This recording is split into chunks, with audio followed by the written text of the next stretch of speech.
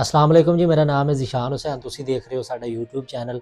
अज असीं गल करांगे पंजाब दे नैरी निज़ाम दे बारे च, क्योंकि गल पंजाब दी है, साडी अपनी ज़बान है, ते इस वजह तो गल भी पंजाबी च ही करांगे। कि असीं कदी तसव्वुर भी कीता है कि एक छोटी जी गली या महल्ले दा पानी कड्ढना बड़ा मुश्किल हुंदा है, लेकिन अंग्रेज़ ने अज तो 100 साल पहले बगैर किसी भी मशीनरी दा इस्तेमाल कीते होया ਇਹ ਜਿਹੜਾ ਪਾਣੀ ਹੈ ਪੰਜਾਬ ਦੇ ਹਰ ਜਗ੍ਹਾ ਪਹੁੰਚਾ ਦਿੱਤਾ। ਪੰਜਾਬ ਦੇ ਟੋਟਲ 33 ਅਜ਼ਲਾ ਨੇ ਤੇ ਕਿਸੇ ਵੀ ਜ਼ਿਲ੍ਹੇ ਦੇ ਵਿੱਚ ਦੇਖ ਲਓ, ਜ਼ਮੀਨ ਉੱਚੀ ਹੈ ਜਾਂ ਨੀਵੀਂ, ਇਹ ਪਾਣੀ ਜ਼ਰੂਰ ਉੱਥੇ ਪਹੁੰਚਦਾ ਹੈ। ਇਹਦਾ ਡਿਜ਼ਾਈਨ ਇਸ ਤਰ੍ਹਾਂ ਬਣਾਇਆ ਗਿਆ, ਇਹਨੂੰ ਤਿਆਰ ਇਸ ਤਰ੍ਹਾਂ ਕੀਤਾ ਗਿਆ, ਇਹਦੇ ਤੇ ਰਿਸਰਚ ਇਸ ਤਰ੍ਹਾਂ ਕੀਤੀ ਗਈ ਕਿ ਦੇਖਣ ਵਾਲਾ ਬੰਦਾ ਹੈਰਾਨ ਹੋ ਜਾਂਦਾ। ਲੇਕਿਨ ਚੂੰਕਿ ਸਾਡੇ ਵਾਸਤੇ ਨਾਰਮਲ ਚੀਜ਼ ਹੈ, ਅਸੀਂ ਪੰਜਾਬ 'ਚ ਜਦੋਂ ਦੇ ਪੈਦਾ ਹੋਏ ਹਾਂ ਇਹ ਚੀਜ਼ ਦੇਖਦੇ ਹਾਂ, ਇਸ ਵਜ੍ਹਾ ਤੋਂ ਅਸੀਂ ਇਹਨੂੰ ਨਜ਼ਰਅੰਦਾਜ਼ ਕਰ ਦਿੰਦੇ ਹਾਂ ਕਿ ਇਹਦੇ ਪਿੱਛੇ ਸਾਇੰਸ ਕੀ ਹੈ। ਲੇਕਿਨ ਐਸਾ ਕੋਈ ਵੀ ਨਿਜ਼ਾਮ ਜਿਹੜਾ ਉਹ ਬਰਤਾਨੀਆ ਦੇ ਵਿੱਚ ਐਗਜ਼ਿਸਟ ਨਹੀਂ ਕਰਦਾ। ਇਹ ਬਿਲਕੁਲ ਇੱਕ ਨਈ ਰਿਸਰਚ ਸੀਗੀ।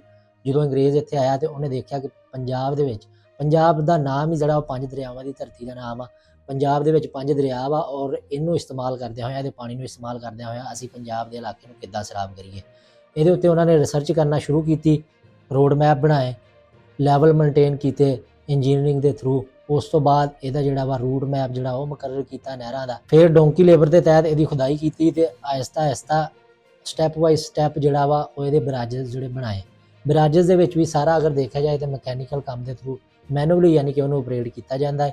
ਉਹਦਾ ਡਿਜ਼ਾਈਨ, ਉਹਦਾ ਸਟਰਕਚਰ ਹੀ ਇਸ ਤਰ੍ਹਾਂ ਦਾ ਵਾ ਕਿ ਮੈਨੂਅਲੀ ਜਿਹੜਾ ਜਿੱਦਾਂ ਕਿਸੇ ਇੰਜਨ ਦੀਆਂ ਗਰਾਰੀਆਂ ਹੁੰਦੀਆਂ ਇੱਕ ਤੋਂ ਦੂਸਰੀ ਦੇ ਨਾਲ ਮਿਲ ਕੇ ਇੰਜਨ ਜਿਹੜਾ ਉਹ ਚੱਲਦਾ ਵਾ, ਆਪਰੇਟ ਹੁੰਦਾ, ਇਸੇ ਤਰ੍ਹਾਂ ਇਹ ਨਹਿਰੀ ਨਿਜ਼ਾਮ ਦਾ ਹਰ ਜਿਹੜਾ ਇਹਦਾ ਬਰਾਜ ਹੈ ਪਿਛਲੇ ਬਰਾਜ ਦੇ ਨਾਲ ਲਿੰਕ ਹੁੰਦਾ ਹੈ, ਜਿਹਦੀ ਵਜ੍ਹਾ ਤੋਂ ਉਹਦਾ ਡਾਊਨ ਫਲੋ ਪਾਣੀ ਦਾ ਜਿਹੜਾ ਉਹ ਬਣਿਆ ਰਹਿੰਦਾ ਤੇ ਪਾਣੀ ਆਪਣੀ ਜਗ੍ਹਾ ਤੇ ਪਹੁੰਚ ਜਾਂਦਾ। ਅੱਜ ਅਸੀਂ ਸਿਰਫ ਇੱਥੇ ਉਹ ਇੱਕ ਗਾਣਾ ਗਾ ਸਕਦੇ ਹਾਂ ਕਿ ਪਾਣੀ 5 ਦਰਿਆਵਾਂ ਵਾਲਾ ਨਹਿਰੀ ਹੋ ਗਿਆ, ਲੇਕਿਨ ਇਹਦੇ ਪਿੱਛੇ ਸਾਇੰਸ ਕੀ ਹੈ ਇਹਨੂੰ ਅਸੀਂ ਕਦੀ ਵੀ ਤਸੱਵਰ ਨਹੀਂ ਕੀਤਾ। ਇਹ ਇੱਕ ਬਹੁਤ ਬੜਾ ਇੰਜੀਨੀਅਰਿੰਗ ਸ਼ਾਹਕਾਰ ਸੀ, ਜਿਹਨੂੰ ਕਿ ਇੱਕ ਮੈਥਮੈਟੀਕਲ ਫਾਰਮੂਲੇ ਔਰ ਰਿਸਰਚ ਦੇ ਥਰੂ ਔਰ ਸਿਵਲ ਇੰਜੀਨੀਅਰਿੰਗ ਦੇ ਥਰੂ ਇਤਨਾ ਬੜਾ ਅਮਲੀ ਜਾਮਾ ਪਹਿਨਾਇਆ ਗਿਆ ਕਿ ਪੰਜਾਬ ਜਿਹੜਾ ਵਾ ਉਹ ਅੱਜ ਸਾਨੂੰ ਲਹਿਲਹਾਉਂਦਾ ਹੋਇਆ ਹਰ ਤਰਫ ਨਜ਼ਰ ਆਉਂਦਾ ਹੈ। ਸਾਡੀ ਅਸੀਂ ਫਸਲਾਂ ਉਗਾਈ ਦੀਆਂ ਹੈ, ਇਹ ਇਤਨੀ ਬੜੀ ਇੰਡਸਟਰੀਅਲ ਰੈਵੋਲੂਸ਼ਨ ਵੀ ਹੈ। ਉਸ ਤੋਂ ਇਲਾਵਾ ਮਾਹੌਲੀਆਤੀ ਤਬਦੀਲੀ ਵੀ ਬਹੁਤ ਬੜੀ ਹੈ ਕਿ ਅੱਜ ਪੰਜਾਬ ਜਿਹੜਾ ਸਾਡਾ ਉਹ ਲਹਿਲਹਾਉਂਦਾ ਹੋਇਆ ਸਰਸਬਜ਼ ਨਜ਼ਰ ਆਉਂਦਾ ਹੈ। ਉਹਦੀ ਬਦੌਲਤ ਇਹ ਹੀ ਹੈ ਸਾਡਾ ਨਹਿਰੀ ਨਿਜ਼ਾਮ, ਪੰਜਾਬ ਦਾ ਨਹਿਰੀ ਨਿਜ਼ਾਮ। ਗੱਲ ਕਰਨ ਦਾ ਮਕਸਦ ਹੀ ਹੈ, ਇਹਦੇ ਉੱਤੇ ਵੀਲੌਗ ਕਰਨ ਦਾ ਮਕਸਦ ਇਹੀ ਸੀ ਕਿ ਕੁਛ ਚੀਜ਼ਾਂ ਜਿਹੜੀਆਂ ਸਾਨੂੰ ਨਾਰਮਲ ਨਜ਼ਰ ਆਉਂਦੀਆਂ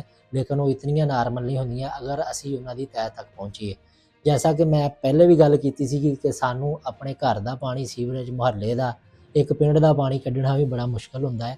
ਲੇਕਿਨ ਕਦੀ ਤੁਸੀਂ ਗੌਰ ਵੀ ਕੀਤਾ ਕਿ ਇੰਨਾ ਵੱਡਾ ਜਿਹੜਾ ਨਹਿਰੀ ਨਿਜ਼ਾਮ ਆ ਉਹ ਕਿੱਦਾਂ ਬਣਾਇਆ ਗਿਆ, ਉਹਦੇ ਪਿੱਛੇ ਕੀ ਸਾਇੰਸ ਸੀ, ਉਹਦੇ ਪਿੱਛੇ ਕੀ ਲੌਜਿਕ ਸੀ। ਕਿਉਂਕਿ ਅੰਗਰੇਜ਼ ਦੀ ਸੋਚ ਇੰਨੀ ਲੰਬੀ ਹੁੰਦੀ ਹੈ, ਇਸੇ ਵਾਸਤੇ ਉਦੋਂ ਉਹਨਾਂ ਨੇ ਇੱਕ ਜੀਨੀਅਸ ਮਾਈਂਡਸੈਟ ਦੇ ਤਹਿਤ ਸਾਡੇ ਇਸ ਖਿੱਤੇ ਦੇ ਉੱਤੇ ਹੁਕੂਮਤ ਵੀ ਕੀਤੀ। ਔਰ ਉਸ ਤੋਂ ਬਾਅਦ ਅੱਜ ਵੀ ਟੈਕਨੋਲੋਜੀ ਦੇ ਵਿੱਚ ਉਹਨਾਂ ਨੇ ਬਹੁਤ ਜ਼ਿਆਦਾ ਤਰੱਕੀ ਕਰ ਲਈ, ਲੇਕਿਨ ਸਾਡੇ ਲੋਕ ਬੇਸਿਕ ਚੀਜ਼ਾਂ ਹੀ ਸੋਚਦੇ ਆ। ਅਸੀਂ ਅੱਜ ਵੀ ਸਾਰੇ ਪਿੰਡਾਂ ਵਾਲੇ ਲੋਕ ਆ, ਉੱਧਰਲੇ ਪੰਜਾਬ ਦੇ ਵਿੱਚ ਵੀ, ਸਾਡੇ ਪੰਜਾਬ ਦੇ ਵਿੱਚ ਵੀ ਮੂਵੀਜ਼ ਵੀ ਕਾਫੀ ਜ਼ਿਆਦਾ ਬਣਦੀਆਂ ਵਾ ਪੰਜਾਬੀ ਕਲਚਰ ਦੇ ਉੱਪਰ, ਲੇਕਿਨ ਕਦੀ ਵੀ ਅਸੀਂ ਅੱਜ ਵੀ ਉਸ ਲੈਵਲ ਤੱਕ ਆਪਣੀ ਸੋਚ ਨੂੰ ਨਹੀਂ ਖੜਿਆ ਤਾਂ ਕਿ ਆਉਣ ਵਾਲੇ ਵਕਤ ਦੇ ਵਿੱਚ ਸਾਡਾ ਇਹ ਜਿਹੜੀ ਐਗਰੀਕਲਚਰ ਇੰਡਸਟਰੀ ਹੈ ਗਰੋ ਕਰੇ ਔਰ ਪੂਰੇ ਪੰਜਾਬ ਨੂੰ ਇਹੋ ਜਿਹੀਆਂ ਚੀਜ਼ਾਂ ਦਾ ਫਾਇਦਾ ਹੋਵੇ। ਸਾਡਾ ਇਹ ਅੱਜ ਦਾ ਵਲੌਗ ਪੰਜਾਬੀ 'ਚ ਸੀਗਾ, ਇੰਟਰਸਟਿੰਗ ਸੀਗਾ ਔਰ ਆਪਣੀ ਪੰਜਾਬ ਦੀ ਹਿਸਟਰੀ ਤੇ ਆਪਣੀ ਪੰਜਾਬ ਦੀ ਨਹਿਰੀ ਨਿਜ਼ਾਮ ਦੇ ਬਾਰੇ 'ਚ ਸੀਗਾ। ਉਮੀਦ ਕਰਦੇ ਹਾਂ ਕਿ ਇਹ ਵਲੌਗ ਤੁਹਾਨੂੰ ਪਸੰਦ ਆਇਆ ਹੋਵੇਗਾ। ਆਪਣਾ ਤੇ ਆਪਣਾ ਪਿਆਰਿਆਂ ਦਾ ਖਿਆਲ ਰੱਖਿਆ ਜੇ। ਅੱਲਾ ਹਾਫਿਜ਼।